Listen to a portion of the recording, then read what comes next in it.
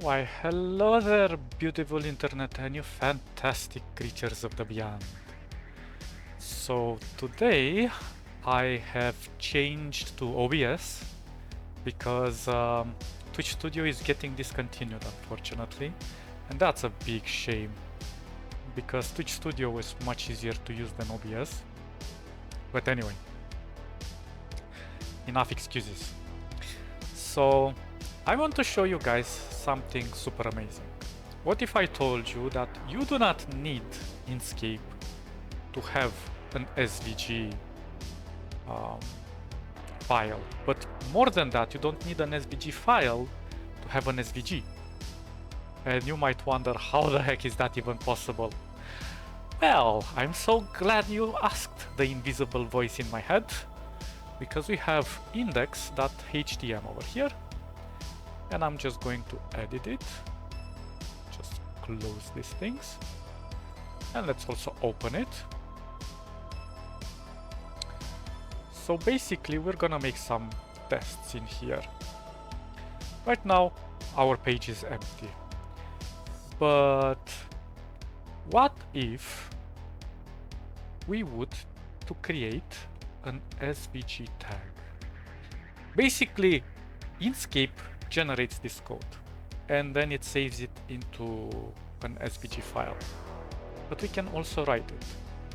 So I will show you today how we can do some SVG magic without Inkscape.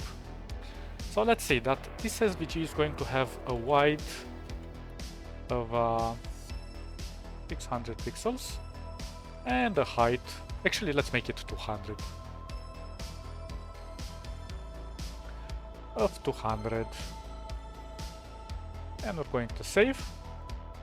And you can think as of the SVG tag as the page that we are seeing within Inkscape, and I will demonstrate. So right now,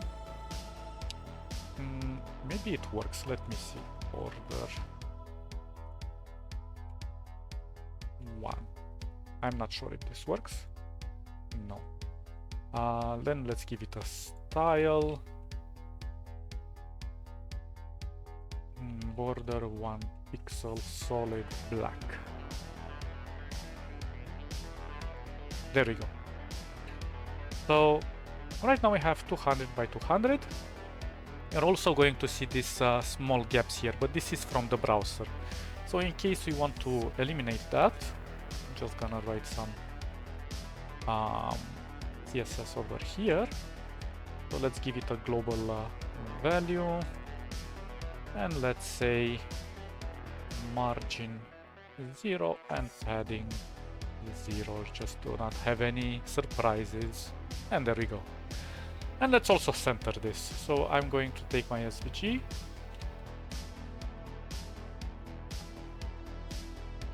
I'm going to say that display as a block, margin 0, and now so don't worry if you don't understand CSS, this is just CSS magic and it's just gonna work. And I'm also gonna put this border over here as well. CSS is a very beautiful syntax to learn. Okay, so now we have centered it. Now let's do something interesting in here. Let's say we want a circle inside, so we're just gonna type circle, and we have to give it some very specific attributes. So in this case it's gonna be center X, and let's say, I don't know, maybe 50. Should we try more? Actually, let's try 100. So this is 200 by 200, okay. So C and center Y, let's try 100, and then we have to give it a radius, which is gonna be, I don't know, let's say 50, and then let's give it a fill, and I'm going to give it orange, and we have to close it like so. Some tags close like the SVG here, and some of them just close like this. I don't know all of them, but this is just how it works. Okay, so let's test it out. There we go. Our circle is in the middle, but our origin point starts over here in the corner, in the upper left corner, which is kind of sucky, but we can do something smart. We can get this view box and we're gonna say I want it 200 by 200, but then I want to put the middle, the origin point, I want it to put in the middle of the square. So I'm gonna type minus 100 and minus 100 over here. This is basically 50% of the height and width. But you might wonder, why did we type 200 here when we have 200 and 200 here? And I'll explain in a moment. So let's just refresh, and our circle is going to be pushed away because we're changing the origin point. So the origin point is gonna be moved from here to here, and so will be the circle, since right now it's 100 and 100 from the origin point. So let's refresh. So if we want to fix this, we're just gonna type 0 and 0 to go on top of the origin point. Super easy, super fun. Now, what is happening over here? Well, basically, the view box is a special kind of attribute for SVGs. So right now, you can think of it as a scale to 1 to 1. But if I want to change this to 600, now I'm changing it to a scale 3 to 1. So if I'm gonna refresh, bam, nothing changed in essence. Technically it's still 200 by 200, but we only modified the height and width of what we're seeing, of the object itself. But the coordinates are still looking at this whole square as 200 by 200. Hope that makes sense. Good. So now let's do something interesting. Remember that I told you that there is something called depths, and we have to close the depths. Now the depths is where the thoughts are happening. It's in the mind of the SVG, and everything that is underneath is in the body. So let's say that in here we want to create a gradient. So we're just gonna call a linear gradient. Let's close this. And in our linear gradient, we're gonna give it an ID.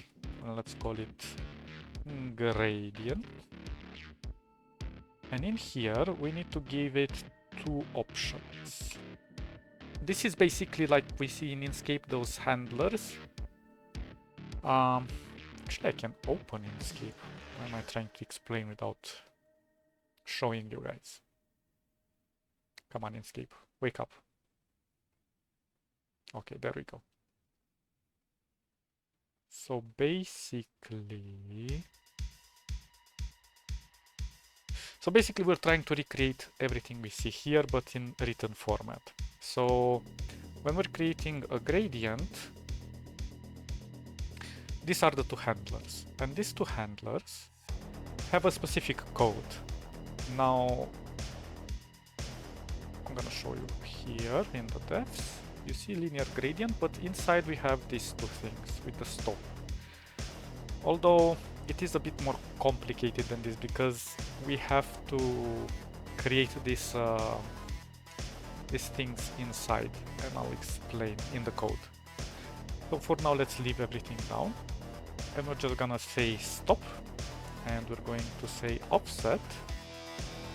We're gonna go at 0%, because this is the start. So the bar is like from 0 to 100%. And then I'm gonna say stop color. And let's give this a light blue. These are very specific naming conventions for colors. And here let's say orange again. And here we're going to go to 100. Now, in order for us to create to attach this gradient into our circle, because right now if I refresh, nothing happens. This gradient is somewhere in the mind of the SVG. So here we have to give it an URL, and we have to specify a gradient ID. And now if I refresh, now here's the problem, you see? This does not generate. Why? Because I forgot to close this tag. These tags don't have a closing argument, closing tag. So I have to use this backslash. And now if I refresh, ta-da! Now let's go a bit further. Let's say we want to give it a stroke, and let's give this stroke a red, and let's give this stroke width 3 pixels. Bam. Easy peasy lemon squeezy. Now let's say we want to create a rectangle. Actually, let me put it here underneath. So I'm gonna create a rectangle. This one has to close like this. And this one works a bit different. We have to give it coordinates with x and y. So let's say x 0 and y 0. And let's give it a width, because this one doesn't have a radius, and let's say 100, and a height of 100. And now let's give it a fill, let's give it a red, or a blue, maybe. And for now, let's leave it like so. So if I'm gonna refresh, bam. But what happened?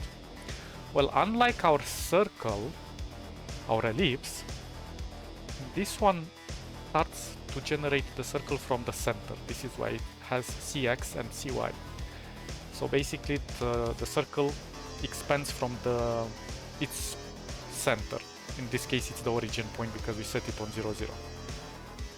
So in our case we have to shift 50 pixels left and 50 pixels up to set it up in the circle, in the center as well. So I'm gonna go minus 50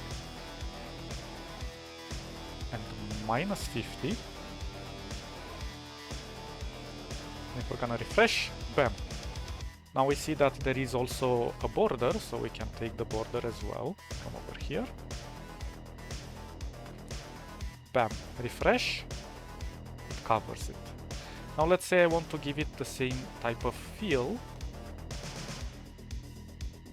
Again, awesome possum. And now let's say I want to move the circle on top of the rectangle, so I'm just gonna swap between these two lines of code. There is a shortcut in Notepad++ that does this. So there we go, we have the circle in front of the square. And of course you can do lots of things here, like for example maybe I want another gradient, and in this case I want this to be 0% and this to be 100%, and let's call this gradient 2. So let's give gradient 2 into the circle, and bam, they're inverted now. See how easy it is? Of course we can do much more complex things than we have right here, but let's keep it simple. So let's push it one step further. Let's say we want to add a text, and this one has a closing tag like so. And let's type in our text, hello. Now our text is obviously going to be thrown like a chicken over here, and the origin point is somewhere here, so it's displaying like this. And you can also select it, which is really, really nice. So let's play with this. I'm going to say, let me see. Let's say that in this text we're gonna give it an x0 for now and a y0. It's not gonna change much. We're gonna give it a fill of red. We are going to what to do. Let's give it a font font size. Let's give it a 30.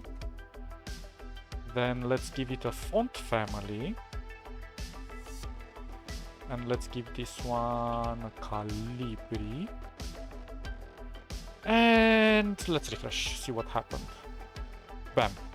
Now we want to kind of center this, but there is no exact science.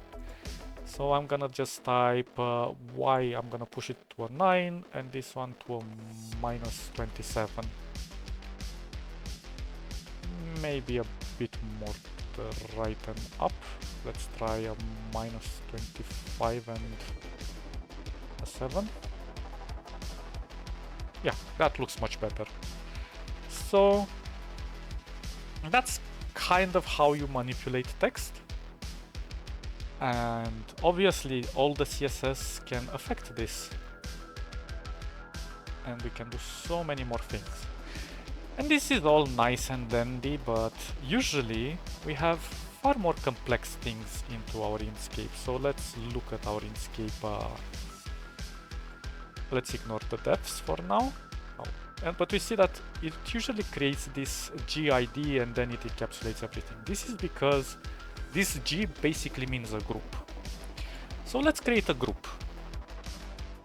Let's say we have a group over here. We're gonna close this group. And in our group, let's say we're going to create a polygon. Basically, we're creating a field shape. So like when we're using the Bezier tool, but we're creating a closed. So for example, if I'm taking the Bezier tool and I'm creating a shape like so or whatever, this is a closed shape, right? And if I only select it like so, and I disable the fill, and this is an open shape. There is a difference, and I'll explain when we get there. But for closed groups, well, they work differently. That's what I'm trying to say. So we're going to get a polygon.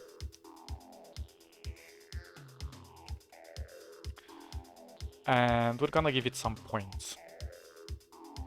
So let's say 0, 0.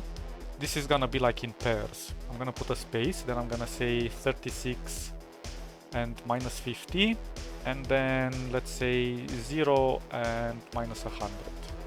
We're gonna give it a fill. Let's say magenta, and let's close it like so. Very importantly to put this backslash. So now let's refresh. Now we have this on the background. Let's comment these things out so they don't get in the way. So the way we comment this is like so. They should disappear. There we go. And now let's duplicate this polygon. Let's say this is gonna be a dark magenta, and we're gonna just put -36. And I'll explain in a moment. So on the right we have the first polygon, so it starts 0, 0, which is over here. Then it goes 36 -50, which is 36 on the X, -50 on the Y. Then 0 and -100, 0 is up here, -100 is on the Y again.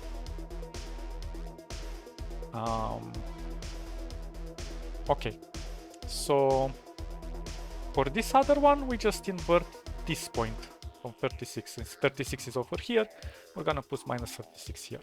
And it's just creating this mirror. Now, we can give this an ID. And let's call it parent. Good.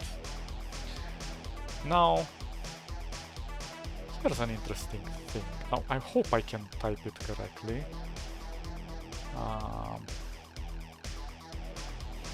So, initially when I first tested this out, it didn't work.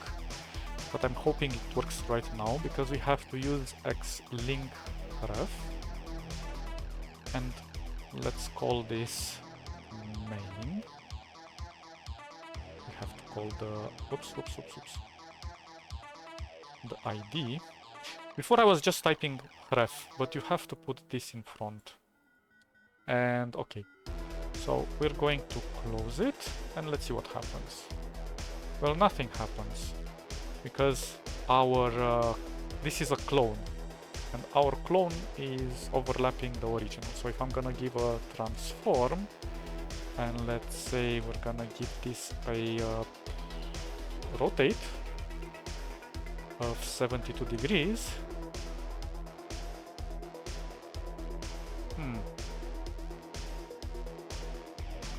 So let me see.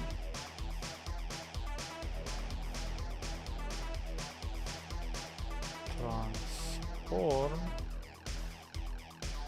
rotate 72 degrees.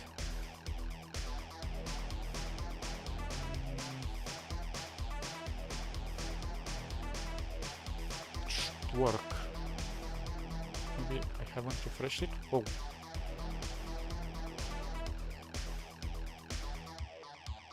Okay, let's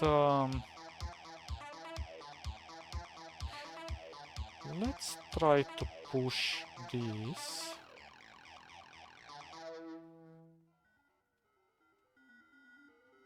Oh, it's parent here. I don't know why I typed main. Okay, there we go. Okay, so we have a little gap over there. Let's fix this. We're gonna type 36.5. There we go. Now, if we want, we can do something tricky. We can put this into the defs, so give it as an idea. And then we can duplicate this. We're gonna remove the transform. And now it doesn't change. So if I remove this clone over here, we can see that this disappears. Basically, our object, our group, is up here. So it's no longer being displayed here, but it is referenced within the clones. So if I bring this back, let's say I'm gonna make one -72. And I'm just going to create two more. One is gonna be 144 minus 144. I know these values. And there we go. Easy peasy. And now, check this out. Maybe we want to group these whole things. And let's close the group.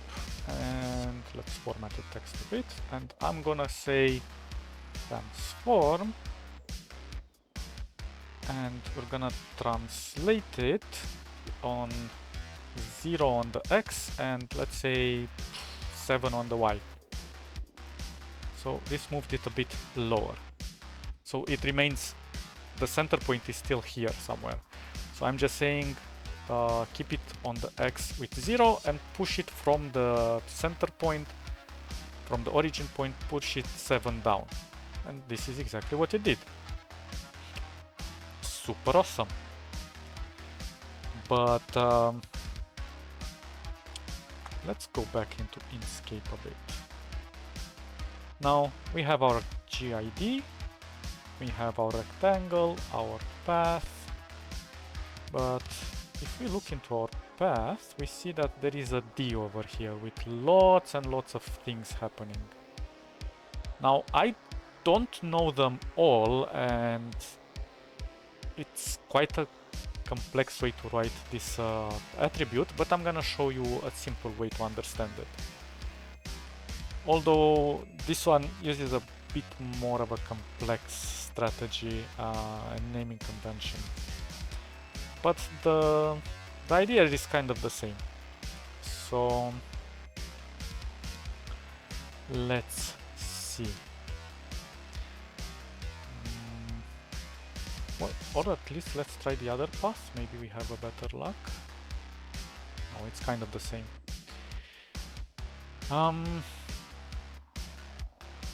Well.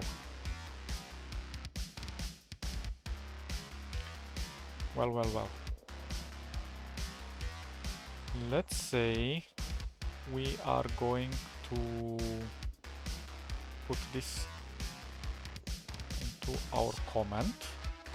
and type something else here. So let's refresh, it's empty. So let's say I want to create a path, and I'm gonna give it an ID. Let's say path.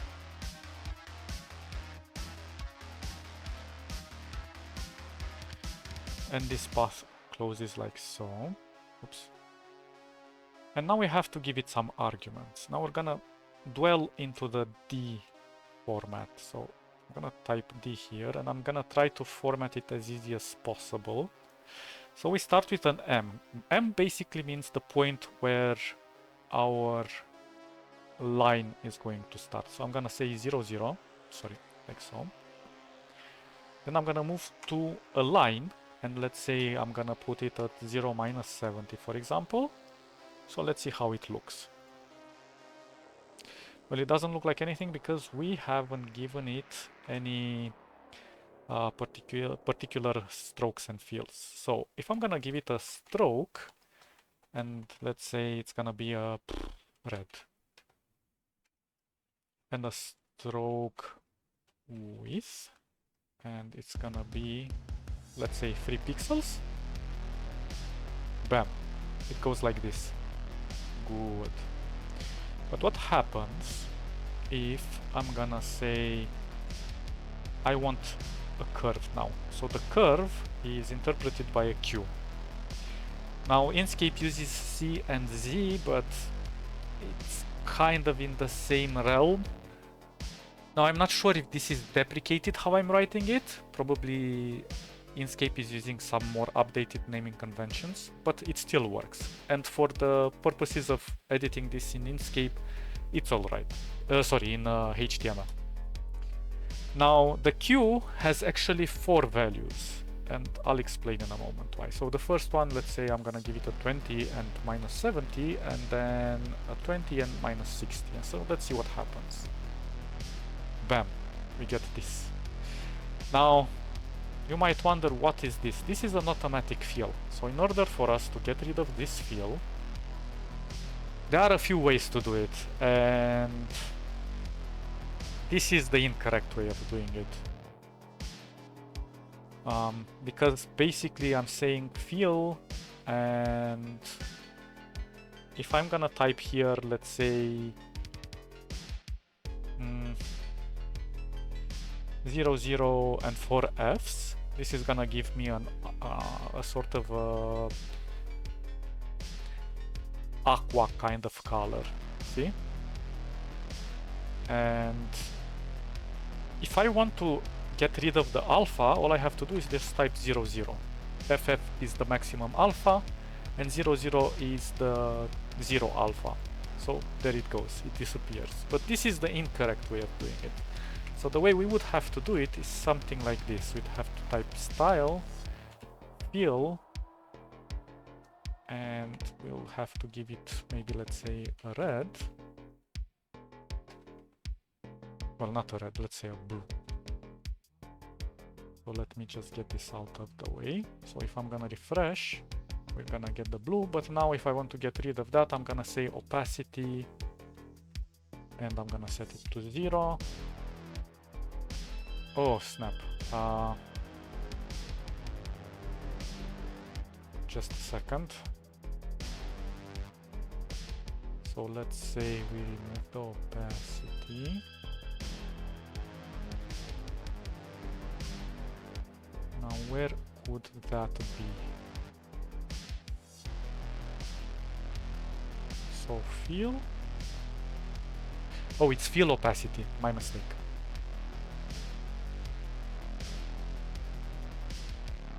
Fill opacity like so. And now if we go back in here, bam, it has disappeared. So this is basically the better way to do it. Of course we can type just fill opacity equals to 0 and fill equals to blue, just like we did with, but Inkscape is trying to do this through the style, which is the better approach and the correct one. So this is kind of what happened here. We shouldn't have gone with fill red, we should have put it in a style. but that's just the way Inkscape prefers it. We can write it either way in HTML, and it's gonna work just perfect out of the box. So yeah, so let's try to do a clone of this as well. Let's say we're also going to use another views. We're gonna give it an, let's just copy it. And actually, let's copy this one. Or all of them. Let's see if it works like so. And I am going to replace this with the path instead of the parent. So if I'm gonna refresh, bam, easy peasy. We've created this wheel of something. So we have so many ways to go from here, and so many things that can develop just in the writing technique. And clearly you don't have to do it, but what I'm trying to show you is that SVGs can be written by hand. SVGs can exist outside of an SVG file and work perfectly on the web or on a web page. But with this code, I'm just gonna copy the code without this part. Although I can integrate that as well. So let's close Inkscape. And let's go here and create our own SVG file.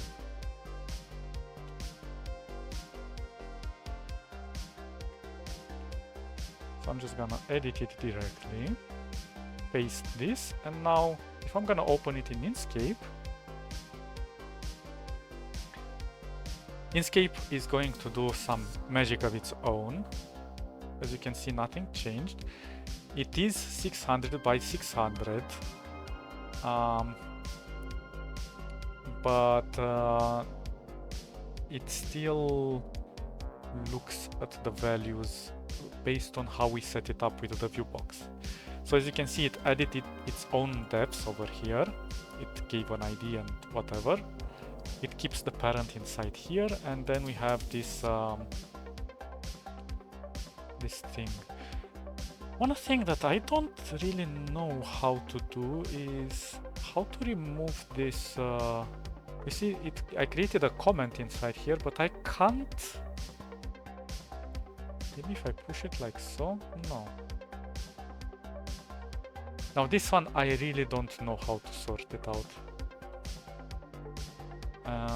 And technically, it's not okay to sort it out like this, but let's close it.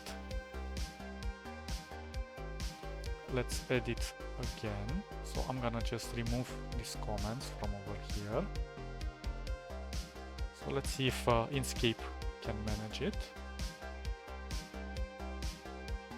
Technically, it should have overlapping layers.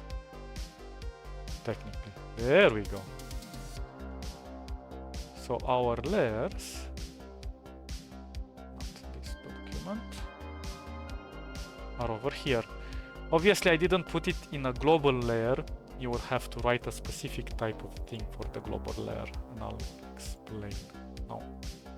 If we look at our XML, this layer, which is over here, has this Inkscape group mode layer. So this is particular to Inkscape. Well, there are many ways to do this. So now I can move everything inside here if I want to. I can group them again if I want, like so. I can pick this one as well. So I can disable this group. Then this one is already a group, so I can hide it directly. And this one, well, it seems that he didn't like the way I've created the gradient. So perhaps the gradient he recognizes is different. So let's have a look at the gradient itself.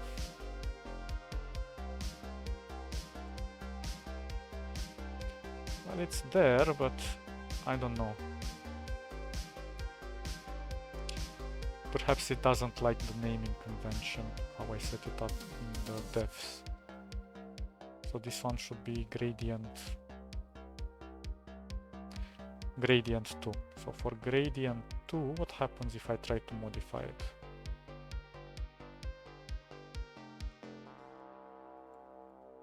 Nothing. So I suppose he crashed. Or didn't crash? Oh, it can't select the other gradient.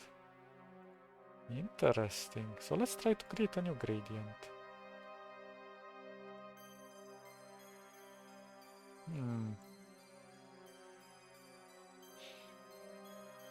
That's a very particular gradient. I can't even delete them. Well, that's very funky wonky.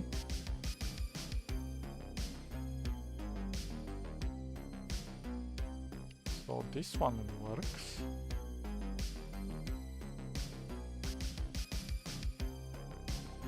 Now let's see, maybe I should put this one in green or something.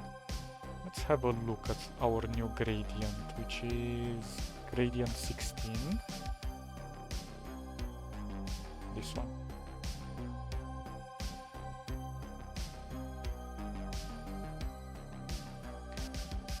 Inkscape collect. Ah, I see. So yeah, it doesn't import it correctly. I mean correctly, it doesn't recognize the way we've written it. So perhaps, but here it has nothing, so perhaps it needs this follow-up arguments with the Inkscape collect, as always. Yeah, so there are many small tricks and kicks that Inkscape introduces into it. This is specific code to it, but as you can see, we're getting pretty competent in understanding how XML and the SVG code works, and how we can even manipulate it inside and outside of Inkscape, and even without the help of Inkscape, which is very, very good, I suppose. So yeah, I'm gonna stop this here. I think we did quite an amazing thing here. It looks fantastic. One last thing I want to edit. Yeah, if you edit the, well, let's see, do you want to reload it? Yes. As you can see, Inkscape generated its own code and reformatted the code lines, which is kind of meh, but that is how Inkscape works. So we're gonna leave this one be. And here, let's just push our SVG, let's say margin top, I don't know, 30 pixels, then right auto, down 0, and left auto. Maybe it should be 40. So yeah, this is kind of to make it responsive. Well, it's not ultra responsive because it's not fixed on the center, but and we can't minimize it because I would have to write some JavaScript to do that. Although I can probably trick it with some CSS as well to resize itself based on the size of the window, but JavaScript is more recommended. So we have advanced quite a lot and did some weird wizardry that's very awesome. And I hope this helps you, because from here you can also animate and do so many cool things.